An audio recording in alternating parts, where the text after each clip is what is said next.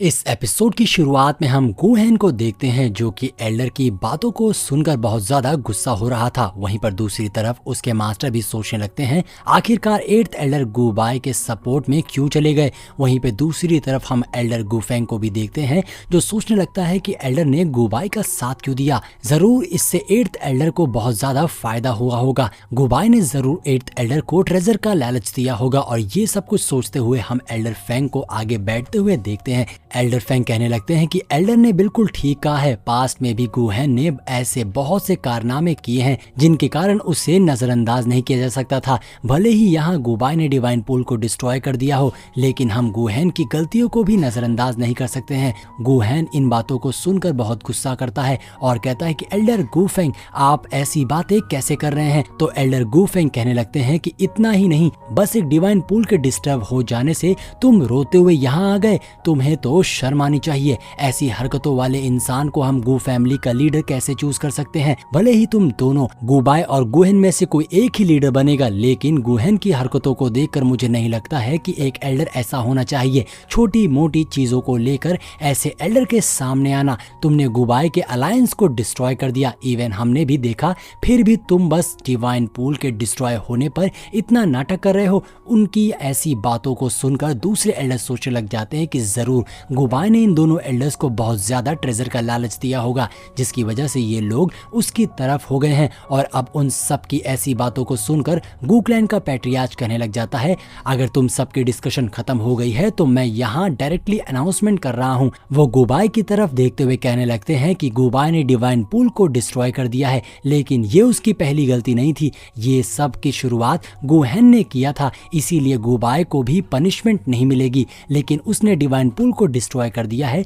इसीलिए उसे मैं 2 साल का टाइम दूंगा। 2 साल के टाइम में गुबाई को 500,000 high grade spiritual stone submit करनी होगी। और रही बात गुहेन की, तो ये सब कुछ उसने ही किया है और वैसे भी उसने बहुत ज्यादा रूल्स को ब्रेक किया है, इसीलिए गुहेन को 30 साल तक के लिए सजा सुनाई जाती है। उनकी ऐसी बातों को सुनकर गुहेन तो बहुत ज्यादा घबरा गया था। हम देखते हैं कि उसके मास्टर कुछ बोलने वाले थे, लेकिन वहां पैट्रियार्च गुस्से से कहने लगते हैं, मैं अपना डिसीजन ले चुका हूं, अगर किसी को भी कोई प्रॉब्लम है तो वो बोल सकता है, लेकिन याद रखना बोलने से पहले 2 बार सोच लेना उसके बाद क्या होगा। उनकी ऐसी धमकी को देखकर किसी की भी हिम्मत नहीं होती है, इवन गुहेन के मास्टर भी कुछ नहीं कर पाते हैं। और ये सब कुछ देखकर गुबाई तो बहुत ज्यादा खुश हो रहा था। दूसरी तरफ हम गुहेन को देखते हैं जिसे पकड़कर जेल में बंद करने के लिए ले जाया जा रहा था। वहीं पे दूसरी तरफ गुबाई सोचने लगता है कि आज मैंने अपनी सिस्टर का बदला ले ही लिया।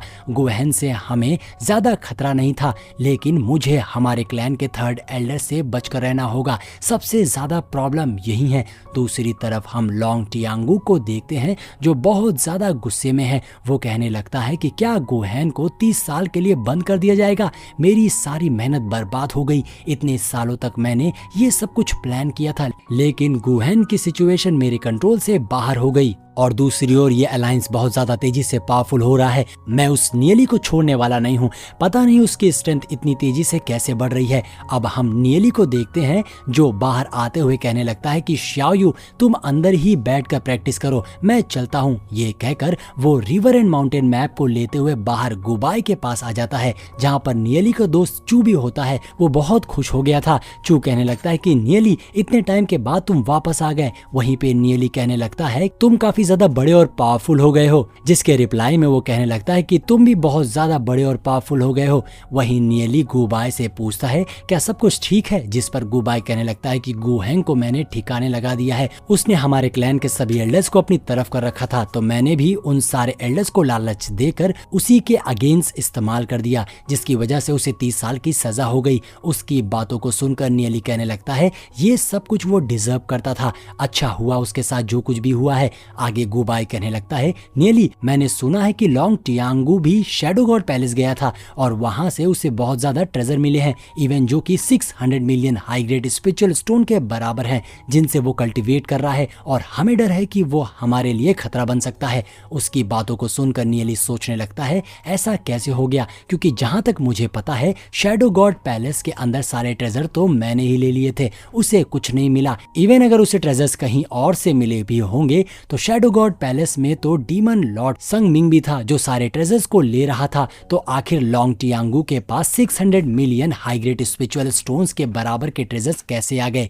ये सब कुछ कैसे हो सकता है? नियली सोचता है, प्रीवियस लाइफ में भी लोंग टियांगू को देखकर मुझे अजीब सा लगता था, वो कुछ न कुछ छिपा रहा है, और जहां तक मुझे पता है उसी की वजह से उसका क्लैन बाद में पूरी तरीके से डिस्ट्रॉय हो गया था।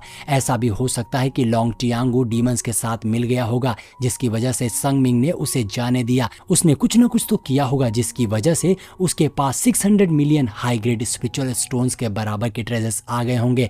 ऐसा भी तो हो सकता है। आगे गुबाई कहता है कि मैंने सुना है कि वो बहुत ज्यादा पावरफुल एक्सपर्ट्स को अपने साथ मिला रहा है। अगर ऐसा ही होता रहा तो मुझे डर है तो वो ज्यादातर बिजनेस में अपना कंट्रोल कर लेगा और हमारी अलायंस ज्यादा टिक नहीं पाएगी। उसके बातों को सुनकर चू कहता है, तुम चिंता मत करो, वैसे भी फाइनेंशियल रिसोर्स से हमारे अलायंस को कोई भी नहीं हरा सकता है। उसकी बातों को सुनकर गुबाई कहने लगता है, तुम उसे लाइटली ले रहे हो, वो दूसरे लोगों को रिक्रूट कर रहा है जिसकी वजह से हमारे लिए मुश्किल हो सकती है। जिस पर चू कहने लगता है, तो फिर क्या वो हमारे ऊपर अटैक करेगा? तो नियली कहता है, तुम लोग चिंता मत करो, मैं तुम्हें 10 million high grade spiritual stone दे देता हूँ, लेकिन इन्हें तुम लोग वाइसली यूज करना। इतना कहते हुए नीली अपनी स्पेस रिंग गुबाई को दे देता है, जिसे देखकर वो दोनों शॉक हो जाते हैं और कहने लगते हैं, इतने ज्यादा स्पिरिचुअल स्टोन्स तुम्हारे पास में कैसे आ गए? लेकिन हम देखते हैं कि नीली कोई जवाब नहीं देता है और वो कहने लगता है, मैं हमारे अलायंस को तुम्हारे हाथों में कुछ टाइम के लिए छोड़ कर जा रहा हूँ, गुबाई ख्याल रखना इसका। उसकी बातों को सुनकर गुबाई कहने लगता है,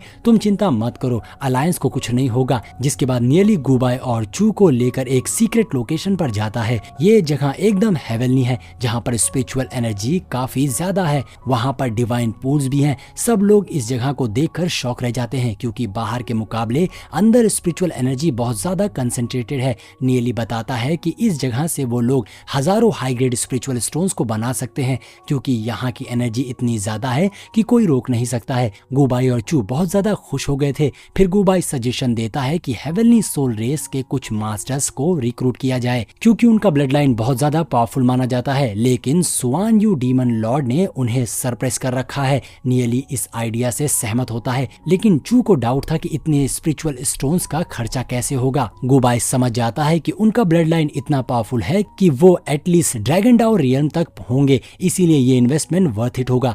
फिर नियली कहता है कि मुझे बाहर जाना है, लेकिन उससे पहले मैं तुम दोनों की डीमन स्पिरिट को एडवांस कर देता हूँ। वो अपने हाथ पर कट लगाकर अपना ब्लड निकालता है जो डीमन सैक्रिफाइसिंग ब्लड है, मतलब उसमें एंशिएंट डीमन क्लैन का ब्लड लाइन मिक्स है। पहले तो चू डर जाता है और वो तो वहां से भागना चाह रहा था, लेकिन गुबे उसे पकड़कर जबरदस्ती ब्लड पिलाता है।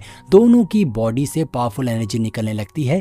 नेली एक डेंजरस फॉर्मेशन एक्टिवेट करता है और स्पिरिचुअल स्टोन्स की एनर्जी को उनकी बॉडीज में ट्रांसफर कर देता है। उनकी बॉडी से बहुत सारी एनर्जी निकल रही थी। इस रिस्क भरे प्रोसेस ने नियली की डीमन स्पिरिट एडवांस होकर हेवनली रियल्म के 6 लेयर तक पहुंच जाती है और गुबाई और चू की पावर्स भी अब काफी ज्यादा बढ़ गई थी। ये सब देखकर शैडो गॉड पैलेस का सोल जो वहां मौजूद था वो भी शॉक रह जाता है। वो कहता है कि ऐसा फॉर्मेशन मैंने आज तक नहीं देखा, लेकिन अगर ये फॉर्मेशन कंट्रोल से बाहर हो गया तो सब एक्सप्लोड हो सकते हैं, ये बहुत ही डेंजरस है। वहीं से सीन शिफ्ट होता है और ली शिंगयू पर आता है जिससे कुछ लोग चेस कर रहे थे और ली शिंगयू उनसे बचकर भाग रहा था। वो सोच रहा था कि आखिर ये लोग उसे क्यों मारने की कोशिश कर रहे हैं। उसे लगता है कि इस बार लियू फैंग ने इन्हें भेजा है क्योंकि पिछली बार गो हैंग ने टियानजुन रियल्म के मास्टर भेजे थे, लेकिन इस बार यू फेंग की मदद कौन कर रहा है? अब लियू फेंग खुद आकर कहता है कि अगर ली शिंगयू तुम बाहर नहीं आए तो मैं तुम्हारे साथियों को एक एक करके मार डालूंगा। और लियू फेंग ऐसा ही करता है, वो अपने गार्ड्स को अटैक करने का ऑर्डर दे देता है जिससे उसके गार्ड्स ली शिंगयू के साथियों को मारने लगते हैं, जो देखकर ली शिंगयू उसके सामने आ जाता है। ली शिंगयू गुस्से से कहता है कि आज मैं तुम्हें नहीं छोड़ूंगा और अब ली शिंगयू और यू फेंग एक दूसरे पर अटैक कर देते हैं। दोनों के बीच में फियर्स फाइट होती है जिसमें ली शिंगयू आखिरकार ली यू फेंग पर बहुत पावरफुल अटैक कर देता है जिससे ऑलमोस्ट ली शिंगयू खत्म हो जाता है। अब ली शिंगयू इस अटैक से बच पाएगा या नहीं ये तो आपको नेक्स्ट पार्ट में ही पता चलेगा, क्योंकि ये एपिसोड यहीं पर